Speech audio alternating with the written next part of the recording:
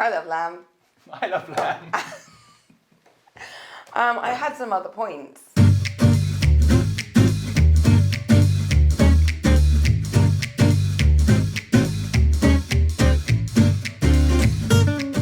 Hello and welcome back to another episode of Boozy and the Beast, How to Drink Better. What have you got for me this week, Libosaurus Rex? Loving the new nickname. Well, actually yesterday, that was just the mood this morning before I've had wine. So basically yesterday was International Tempranillo Day. Ah yes, Tempranillo made famous by British rapper Tiny Tempranillo. Let's have a toast, a celebration, get a glass out. I'm wielding Tempranillo till we pass out. Brah, brah, brah, yeah boy! That one? Yeah, that's a version.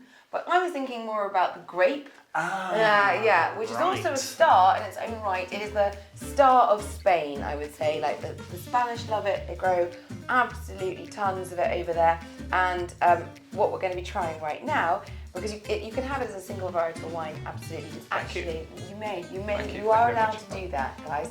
But because it's got typically quite high acidity and high tannins, it ages quite well, and it's quite often used in Rioja. So basically what we've got here is a not bog standard, that's a bit mean. We've got a high street Rioja. I don't think it's had a lot of aging or anything, but just to sort of see how it is in its fresher Rioja style. So let's give it a swell.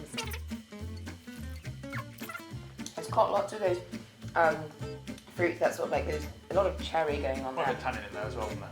You can really taste, it's definitely got the structure of the tannin and that acidity, because if you do the drool test, for those who may remember the early episode, when you're tasting wine, if you want to see if it's acidic, sometimes you can't tell because there's a great balance.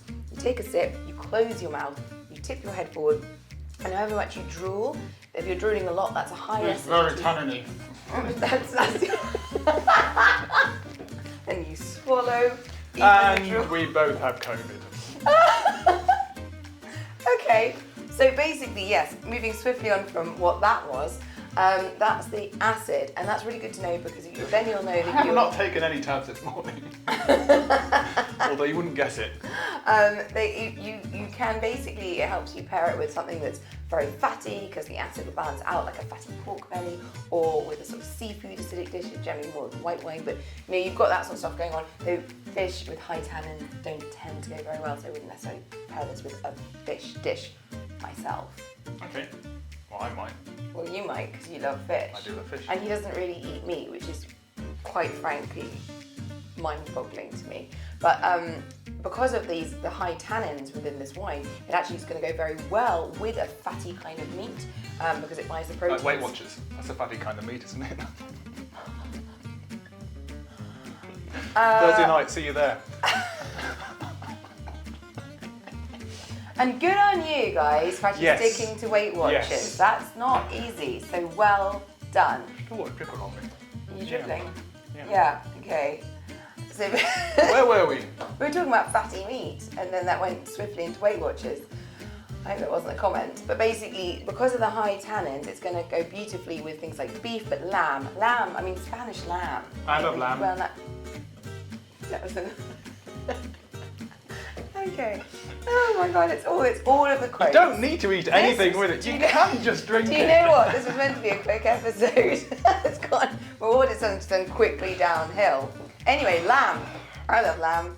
I love lamb. I had some other points.